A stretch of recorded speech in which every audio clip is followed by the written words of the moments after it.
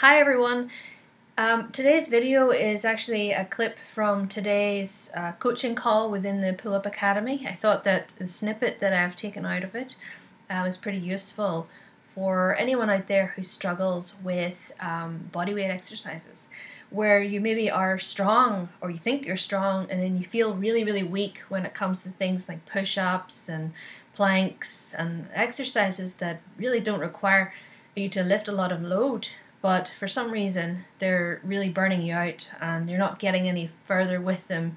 Now there's other things that could be as well, but this is just a perspective that I've sort of had over the years. It's something that I've noticed in myself and something worth just thinking about, raising awareness of this to see if it is something that's going on with you as well. So hopefully you enjoy it, and I'll see you very briefly at the end. I'm kind of thinking about this stuff a lot because I'm writing a blog about the whole idea that sometimes we fight against ourselves, our own body, when it comes to doing quote unquote lighter work. So what that means is, I was talking in, I think it was the Girls Going Strong group, I replied to a comment where a girl had mentioned about, I can lift heavy weights, but when I do bodyweight exercises, I feel so weak. I just feel so fatigued. And this just brings me into a topic which I'm very passionate about, and that is when we're lifting our body weight as if we're lifting our 1 rep max. The tension and the bracing that we go through is just too much for too long in an exercise or a movement that really doesn't need that amount of tension, and certainly not for the entire time you're doing it. So maybe if you're feeling fatigued or you're feeling burned out, you might want to look at how your movement habits are how they are during lighter work. So if you're doing push-ups, are you bracing like you've got 50 kilograms on your back, or that you're and is it through the whole movement? So from the get-go you're already tense to start with in your plank, you're already squeezing everything, and then you're going down and you're kind of shaky and you're kind of getting slow and you're pushing back up again, and then you're another rep, and through the whole reps that you're doing you're actually really tense the entire time, and your breathing's very high up, you're kind of just keeping your abs really tight. You don't need to be that tight for push-ups unless it's a heavy loaded push-up. So just like your pull-up, are you being tense the entire time? You don't need to be. You can be tense as you're pulling up at the top, and then you want to lower. You don't need to be so tense. So there's cycles of tension within each lift, and I think that it's been emphasized so much in technique videos, and I apologize if anything, when I'm coaching this stuff, that I'm talking about bracing or this and that, we don't ever say, no, you don't need to brace, now breathe, now relax. We never really cue the off, we cue the on, and so maybe cueing off is a way to switch that off again, to say, okay, now you need to be on and now you can be off. And sometimes you're in the middle. On doesn't mean 100%. It's more like a dial and of appropriate tension for that particular lift, and it waves through the lift. You don't need as much at this point of, like in the lowering part of the push-up, you don't need a lot of tension, and even at the beginning of your set you probably don't need a whole lot, but as you get more tired, you want to eke out a couple more reps, or you're trying to go faster, maybe you're doing more explosive reps, then you want to be more explosive on the way up, and that needs a little more tension. So there are, I would call it appropriately timed, appropriate tension. So it's kind of like what is really happening during your movements, because you can be too tense a lot. You can fight yourself. So as you're lowering, you're actually slowing yourself down because you're tensing the pushing muscles as they're opening, and they should be relaxing as your upper back is tense as you're lowering to the floor, and then these ones squeeze in the tension and you brace and you come back up. So there's really, there's the timing of it. Doesn't need to be all the time. and how much you actually need. Not really a lot. If you're doing a plank, you don't need a lot of tension. If you're doing a dead bug, you shouldn't need a lot of tension. The overhead lifts, you shouldn't need a lot of tension until you're up there with the weights.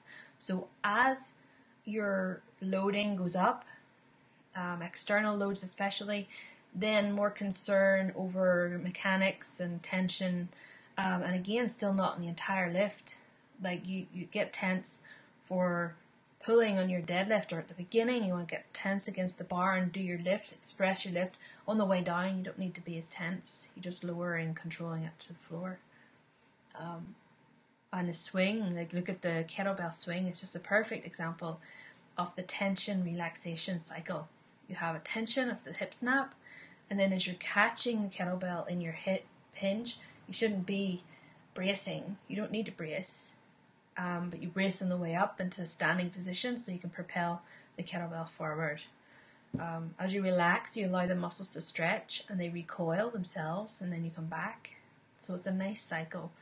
So some people I see are very, very tense when they're doing even the swing. Even when they're doing body weight exercises, they look like they're exhausted. You shouldn't look like you're exhausted unless you're a beginner.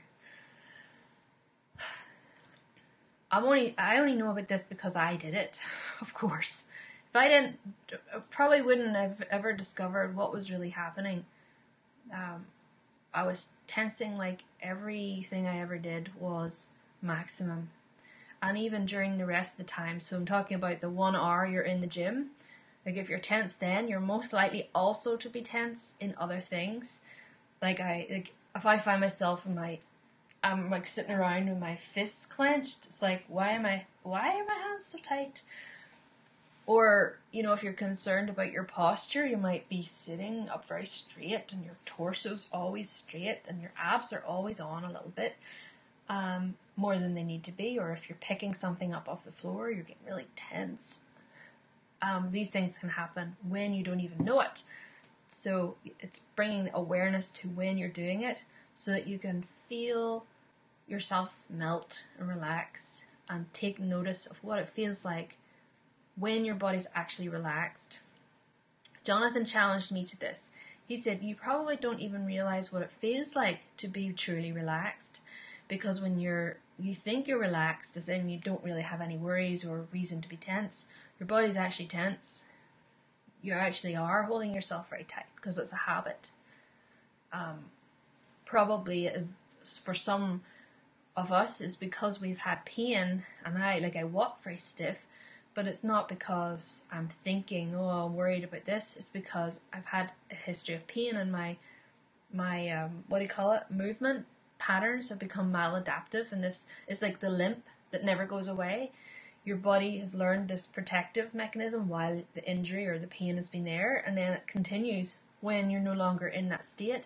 So that tension of protection still remains, and so it becomes that sort of ingrained, and then it works against you because you don't need it. So you're getting tired, and you're wondering why when you walk after a while, why do your hip flexors get sore, your groin, or your hips? It's not because the injury's still there. It's because they're tight and they're fatigued because you're not loose and walking nice and freely. So those are other thoughts on the issue of what happens when we kind of get that way,